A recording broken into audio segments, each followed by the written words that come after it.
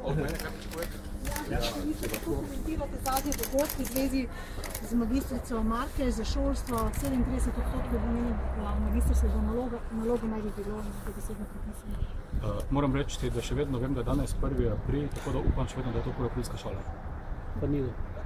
Bojda, da ni, tudi dekan fakultete za državne študije je potrdil, da se Jaz seveda pričakujem, da se zelo jasno pove, ali je to Koropilska šola ali ni, ker težko verjamem, da takšna huda nerodnost na strani SMC, predsednika vlade je možna, tako da še vedno upam, da je to Koropilska šola. A ste danes prišli na sestanek tudi vi z gospodom Cerarjem in gospodom ministricom? Ne, jaz sem danes prišel na sestanek, ker me včeraj povabil predsednik vlade, ki je tudi predsednik ene od koalicijskih strank. Jasno, da znotraj koalicije se moramo pogovarjati, in danes se bomo pogovarjali.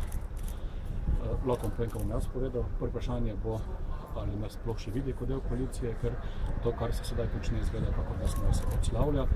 Drugič povedal bom, da smo prebrali gradivo, ki ga je vložil proti ministru Anku Webru in po našem mnenju zelo slabo pripravljeno in so napačne zaključke, tako da to ne gre za strokovno gradivo, ampak za politično.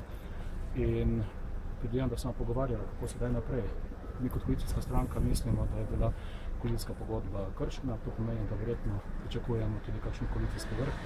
Da pa se moramo pogovoriti. V vsakem primeru pa ne bi želel, da občutek, da smo tisti, ki želimo škoditi interesu Slovenije. Mi nismo.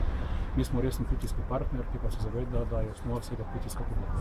Kako pa komentirate besede gospoda Erjavca, ki je danes nekako dejal, da sicer Desus pričakuje, da bo minister sam odstopil, ampak da je najmanj verjetna možnost, da bi pravzaprav prispevali podpise za njegovo razrešitev? Desus ne spreminja svojih izjav dnevno, ampak vsako uro, tako da trenutno težko vem, kakšno bo njegovo stališče v četrtek.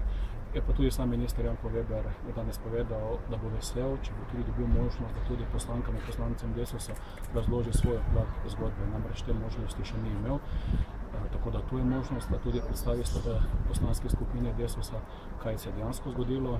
Poleg tega minister Janko Weber je danes povedal, da se veseli možnosti, da bo lahko svoje argumente zelo jasno, natančno predstavil tudi poslankam in poslancem v državnem zboru. Kaj pa te špekulacije, da ne bo